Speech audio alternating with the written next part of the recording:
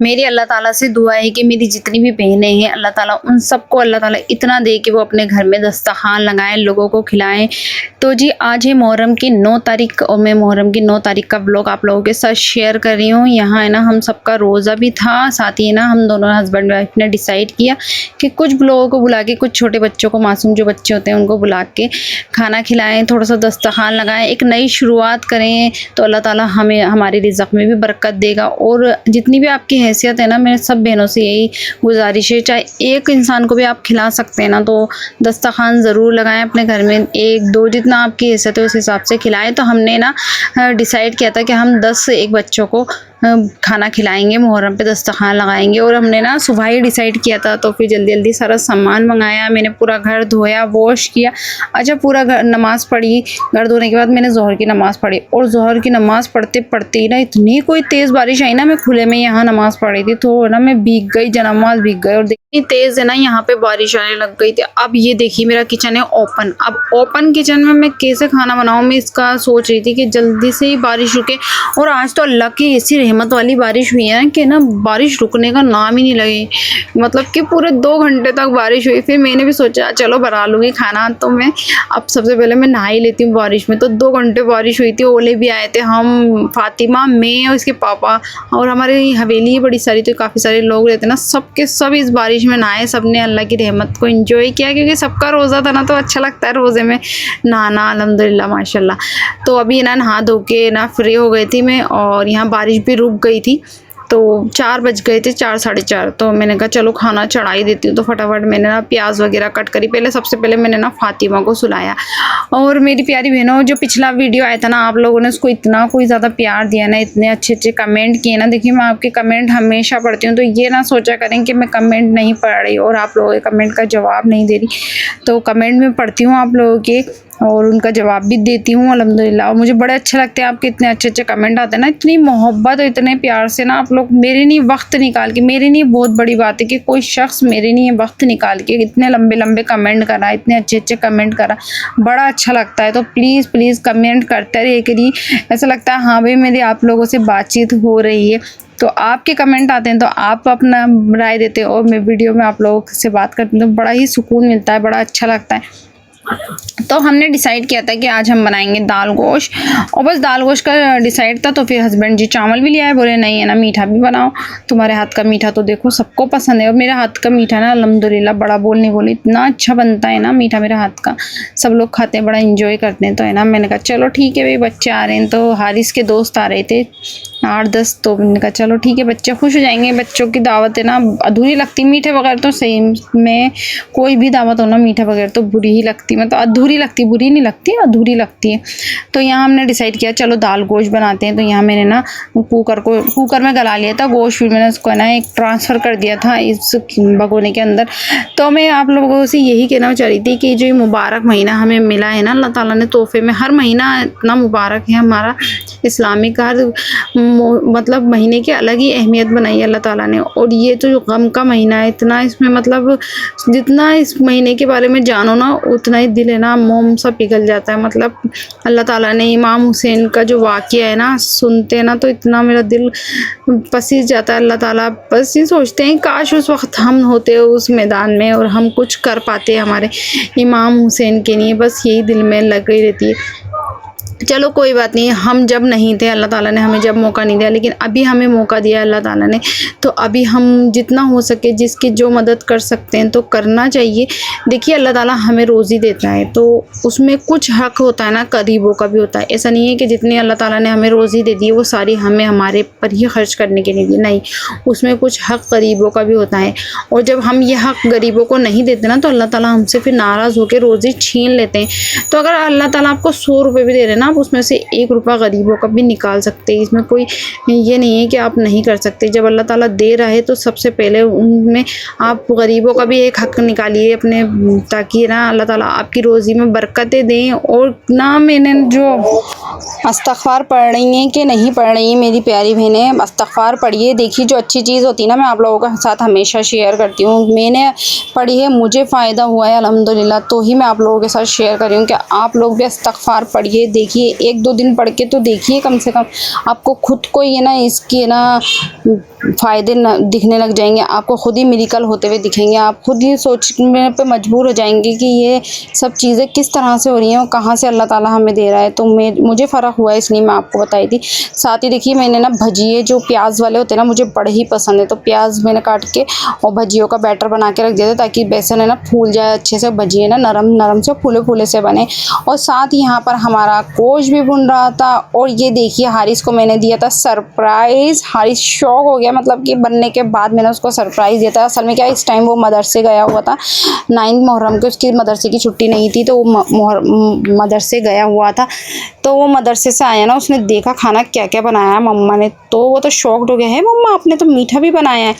तो ये जो मीठा जो मैं बना रही हूँ ना, सब्ज़ा, इसको सब्ज़ा बोलते हैं, बहुत से लोग मुतंजन भी बोलते हैं, और भी पता नहीं क्या क्या बोलते हैं, मुझे पता नहीं, अभी दिमाग में नाम नहीं आ रहे। मुझे नाम तो पता है लेकिन अभी दिमाग में आ नहीं रहे फ़िलहाल। तो है ना, ये मैं बनाने लगी थी।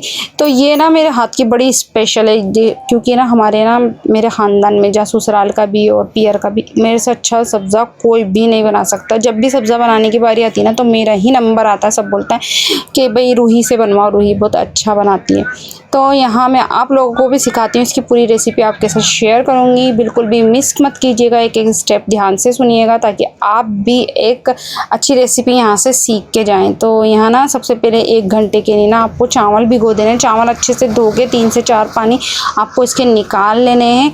उसके बाद आपको ये करना है कि जो गर्म पानी है ना, पानी को गर्म कर लेना है, और जो 1 घंटे तक आपने पानी भिगोए ना चावल, उनको है ना गर्म पानी में ऐड कर दीजिएगा। अच्छा, मेरी आवाज़ थोड़ी ना आपको अटकती हुई और इस तरह की लग रही है, क्योंकि अभी रोज़े की हालत में मैं वॉइस ओवर कर रही थी, इस वजह से मैं ना बोल नहीं पा रही, इस वजह से थोड़ी मेरी आवाज़ अटक रही है। तो इसको थोड़ा सा आप इग्नोर कीजिएगा मेरी प्यारी बहनों। मुझे पता है कि आप ना मेरी छोटी छोटी सी गलतियों को भी माफ़ करती हैं, अल्हम्दुलिल्लाह अल्हम्दुलिल्लाह। और यहाँ जो हमने ना बनाया था ना बैटर, वो तो हम इफ्तारी की तैयारी में लग गए थे, उसके हमने बना लिए थे भजिए, पकोड़े, और आपके वहाँ क्या कहते हैं ये मुझे नहीं पता, कहीं कहीं पकौड़ियाँ भी बोलते हैं। तो यहाँ ना साथ अब हम बनाने लग गए थे अपना सब्ज़ा। तो घी गरम करके मैंने सबसे पहले ना इसमें ना इलायची डाली थी। अच्छा, मैंने ना सिद्दीक को भी बोला था कि सिद्दीक तुम भी अपने दोस्तों को बुला लो, हारिस के भी छोटे छोटे मासूम बच्चे दोस्त आ रहे हैं। तो सिद्दीक बोला नहीं मम्मा, मेरे तो दोस्त सब बड़े बड़े हो गए हैं, सब नहीं आएंगे, शर्माएंगे। तो मैंने बोला कि भाई के ही बुला लो। तो मैंने कहा चलो ठीक है। तो हारिस के तो छोटे छोटे से दोस्त हैं, 10-10 साल के, 12-12 साल के, तो वो सब बच्चे आ गए थे यहाँ पर। तो बच्चों के साथ है ना हमेशा अच्छा लगता है, मीठा तो हो बच्चों के लिए, क्योंकि हम कुछ भी खाना बनाते हैं ना तो अधूरी लगती है दावत जब मीठा ना होना। अगर हम भी कहीं जाते हैं दावत में, अगर मीठा ना होना तो ऐसा अजीब सा लगता है ना, मतलब कुछ अधूरापन लगता है। तो यहाँ फिर मैंने सोचा चलो ये भी बना लेते हैं। हालांकि मेरे हस्बैंड बोल भी रहे थे तुम रोज़े की हालत में इतना काम कैसे करोगे अकेली। मैंने कहा कोई बात नहीं, अल्लाह हिम्मत देगा। और वक्त की सेविंग, तो देखो नमाज़ पढ़ना शुरू कर दीजिए, वक्त में अपने आप है ना बरकतें आपकी शुरू हो जाएंगी। ये बात बिल्कुल सही है। अच्छा ना, हमें सब पता है कि हमारे प्यारे नबी जो भी बात कह के गए ना सब सही है, जो भी वो बता के गए हैं, लेकिन हम करते नहीं हैं। यही तो हमारी गलती है, यही तो गुनाह है। तो नमाज़ स्टार्ट कीजिए। जब नमाज़ स्टार्ट होगी ना, अपने आप रुख है ना धीरे धीरे अल्लाह की तरफ जाता जाएगा।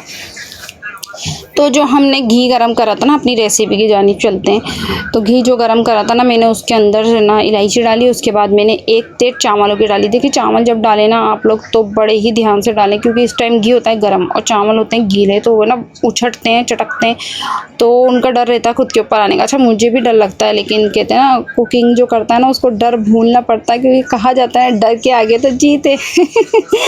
तो बस डर के आगे मैंने अपनी जीत को रखा, और मैंने दूर से खड़ा होकर थोड़ा सा हाथ आगे करके और चावल की एक तेल लगा के, बस फर्स्ट जो तेज आती है ना चावल की, बस जब भी उछटती, उसके बाद नहीं उछटती। उसके बाद 1 तेज शक्कर की डाली, 1 चावल की डाली, ऐसे 3-4 ते मैंने डाली। अच्छा, तो बहुत सारे बहनों का ये होता है कि हमारे जो चावल है ना वो हमेशा कड़क हो जाते हैं, ये सवाल उनका रहता है। उन्होंने पहले भी मेरे कमेंटों पे आया था, मैंने पहले भी ये रेसिपी शेयर करी थी, कमेंट में आया था, जर्दे की करी थी वो, तो कि हमारे चावल जो है ना केड़े हो जाते हैं। तो उसके लिए मैं आपको एक मेजरमेंट बताती हूँ, देखो कोई नहीं बताएगा आपको। और बहुत सी मेरी प्यारी बहनें ना जो ये करती हैं कि अगर उनका चावल कड़ा होता है ना तो वो दूध डाल देती हैं चावल में, शुरू में ही कड़ा होने से पहले ही दूध को शामिल कर देती हैं। तो ये है आपको बिल्कुल नहीं करना है। देखिए उसके अभी क्या है, गर्मी का मौसम है, दूध डालेंगे 1 दिन में स्मेल करने लग जाएगा, इतनी बुरी स्मेल आएगी, आपसे खाया भी नहीं जाएगा दूसरे दिन। या शाम को, सुबह बनाया तो शाम को नहीं खा पाएंगे, शाम को बनाया तो सुबह नहीं खा पाएंगे। तो आपको ये करना है कि एक गिलास लेना है। जैसे बाज़ार से चावल आए ना, तो चावल जितने भी हैं आपके 1 किलो, आधा किलो, पाव भर, जितने भी हैं ना, आपको चावल को गिलास से नाप लेना है। तो उसको नाप के अलग कर लेना है चावल को, और उसी गिलास से सेम नाप के जितने गिलास चावल है ना, उतने गिलास आपको चीनी लेनी है, और फिर आपको तेल लगाती जानी है। तो उबले हुए चावल नहीं नापने, जो कच्चे चावल है ना उनको नापने। जितने कच्चे चावल होंगे उतनी ही शक्कर लेनी है। तो यहाँ सब्ज़ा बना रहे थे, तो कलर तो भाई डलना ज़रूरी है। तो मेरे पास 3 कलर मौजूद थे, ग्रीन था, येलो था, मैंगो जो होता है, और एक ऑरेंज था। तो 4 कलर मेरे पास मौजूद थे। इतने प्यारे लग रहे थे ना, आप खुद देखिए कितने कोई प्यारे प्यारे से लग रहे हैं ना, ये कलर आँखों को देख के इतने कोई खूबसूरत लग रहे हैं। तो मैंने ये ना, ये इसके अंदर अभी अपन डालेंगे। सबसे पहले हम दाल गोश्त रेडी कर लेते हैं। तो यहाँ मैंने ना चने की दाल को है ना बॉईल कर लिया था, मतलब सीटी लगा ली थी कुकर में। कम से कम मैंने 7 से 8 सीटी लगा ली थी। उसके बाद जो हमारी दाल थी ना, उसको मैंने पीस लिया था। पीस के जो हमारा जो गोश्त था ना, उसके अंदर मैंने शामिल किया था। अच्छा, दाल डालने से पहले ना मैंने जो रोगन होता है ना, उसको मैंने निकाल लिया था, ताकि हमारे दाल गोश्त में क्या होता है, हम दाल डालते हैं ना, सारा रोगन गायब हो जाता है। तो पहले आप रोगन निकाल के रख लें, ताकि जब आप ना अलग से जब सर्व करें ना दाल गोश्त, तो उसमें से अलग से रोगन डाल लें। और यहाँ देखिए हमारा सब्ज़ा भी बन के तैयार होता है। जब तक इसका पानी नहीं सूखता ना, तब तक हम कलर इसमें नहीं डालेंगे। तो पानी सूखा अच्छे से, फिर मैंने इसके अंदर कलर डाला। उसके बाद मैंने 5 मिनट इसको दम पे रखा। देखिए कितना प्यारा लग रहा है ना। तो 5 मिनट इसको दम पे रखना है। यहाँ इफ्तार का भी टाइम हो गया था, और इफ्तार में मैंने ज़्यादा कुछ बनाया नहीं था। टैंग बना लिया था, केले काट लिए थे, केले लाए थे हस्बैंड जी। और जो मीठा मैंने बनाया था ना, मैंने कहा चलो इफ्तारी दस्तरखान पे कम लग रही है, तो इस मीठे को भी हम शामिल कर लेते हैं अपने इफ्तार में। और खजूर थे, अल्हम्दुलिल्लाह खजूर अल्लाह के करम से मिल गए थे, फ्रीज़ में रखे हुए 2-4। हस्बैंड जी बोल भी रहे थे, अरे फिर खजूर तो है नहीं, रोज़ा कैसे खोलेंगे। लेकिन कहते हैं ना, अल्लाह ताला बहुत बड़ा बादशाह है, वो कहाँ से दे देता है ना, कुछ पता ही नहीं चलता। तो जो चीज़ें हमें पता भी नहीं होती ना हमारे पास है, वो भी निकल के आ जाती हैं। और जो रोज़ी भी होती है ना, वो भी इसी तरह से आ जाती है। तो बस पढ़ते रहिए इंशाअल्लाह आपकी ज़िंदगी इतनी आसान हो जाएगी जितना आपने सोचा भी नहीं होगा। तो यहाँ देखिए पूरा दस्तरखान मेरा लग चुका था। फ्राइज़ थे, पकोड़े थे, और अल्हम्दुलिल्लाह हमने रोज़ा खोला। रोज़ा खोल के इतना सुकून मिला ना, मुझे तो रोज़ा खोलने के बाद इतनी कोई तेज़ से ना, एक तो भूख लगी, दूसरी चाय की क्रेविंग हुई। तो मैंने चाय पी। उसके बाद मैं थोड़ी सी देर लेट गई थी। फिर बच्चे ले आए थे, मेरा बेटा हारिस, ईशा बाद बच्चे आ गए थे मदरसे से फ्री होके सारे। अच्छा, उन बच्चों का मदरसा है ना मगरिब से ईशा तक का होता है। तो फिर वो आए, वो खाना वाना खा के गए। अच्छा, उनकी मैंने वीडियो नहीं बनाई, क्योंकि अपनी अपनी प्राइवेसी होती है, अच्छा नहीं लगता ना बच्चों का। मेरा बेटा बोला अम्मी बच्चे ना फिर बातें बनाएंगे, देखो इनकी अम्मी ना वीडियो बनाई थी हमें खिला के। तो फिर मैंने ये चीज़ नहीं की। और यहाँ फिर दस्तरखान ला के हम लोग बैठ गए थे खाना खाने। ब्लॉग कैसा लगा ज़रूर बताना आप लोगों को। अगर मेरा ब्लॉग ज़रा भी पसंद आया ना, तो वीडियो को लाइक कर देना, चैनल को सब्सक्राइब कर देना। फातिमा की मस्तियाँ साथ में ही चलती रहती हैं। मिलते हैं नेक्स्ट ब्लॉग में।